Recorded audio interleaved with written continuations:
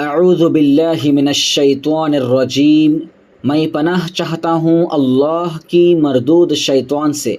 بسم اللہ الرحمن الرحیم، شروع اللہ کے نام سے جو بڑا مہربان نہایت رحم کرنے والا ہے۔ وَآتُوا الْيَتَامَىٰ أَمْوَالَهُمْ وَلَا تَتَبَدَّلُوا الْخَبِيثَ بِالطَّيِّبِ وَلَا تَأْكُلُوا أَمْوَالَهُمْ إِلَىٰ أَمْوَالِكُمْ إِنَّهُ كَانَ حُوبًا كَبِيرًا۔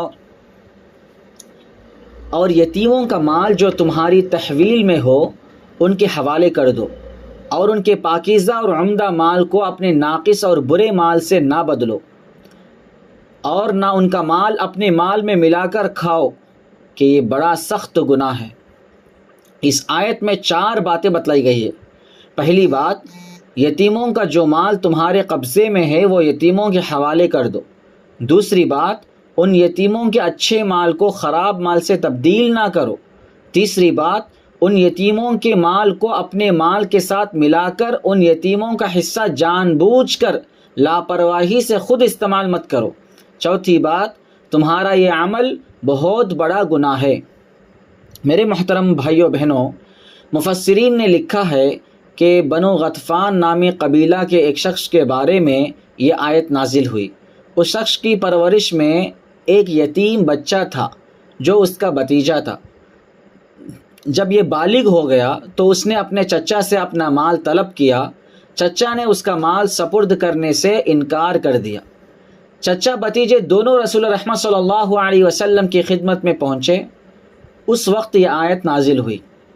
جب چچا نے یہ آیت سنی اور یہ حکم سنا کہ وَآتُوا الْيَتَامَىٰ أَمْوَالَهُمْ، یتیموں کو ان کا مال دے دو، تو اس نے کہا کہ ہم اللہ اور رسول کی اطاعت کرتے ہیں اور بڑے گناہ سے پناہ مانگتے ہیں۔ چنانچہ چچا نے اپنے یتیم بھتیجے کے حوالے اس کا مال کر دیا۔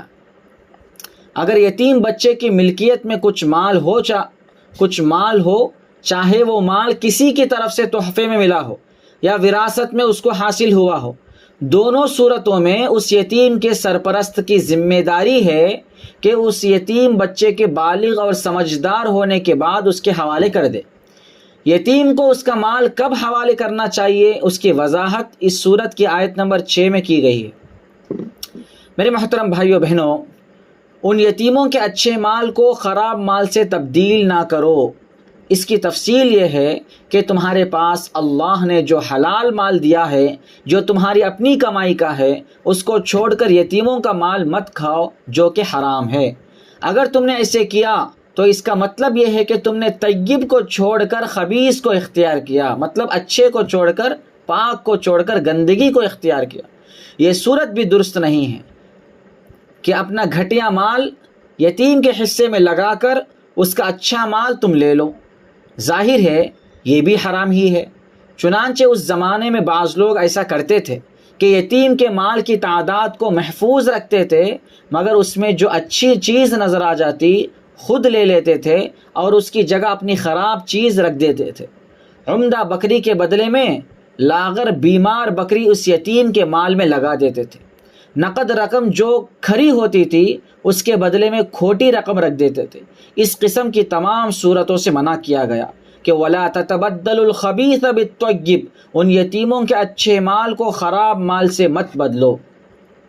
وَلَا تَأْكُلُوا أَمْوَالَهُمْ إِلَىٰ أَمْوَالِكُمْ، یتیموں کے مال کو اپنے مال میں ملا کر نہ کھا جاؤ۔ جن لوگوں کی پرورش میں یتیم بچے ہوتے ہیں، ان میں جن کی مزاج خیانت کا ہوتا ہے، ایسے لوگ مختلف تدبیروں سے یتیموں کا مال اپنے مالوں میں ملا کر کھا جاتے ہیں۔ اس قسم کی صورتوں سے بچنا چاہیے۔ یتیم کے سرپرست کی ذمہ داری ہے کہ وہ پوری طرح احتیاط سے یتیم کا مال خرچ کرے۔ یتیم کے ساتھ ناانصافی کا یہ رویہ بہت بڑا گناہ ہے، اس سے بچنا چاہیے۔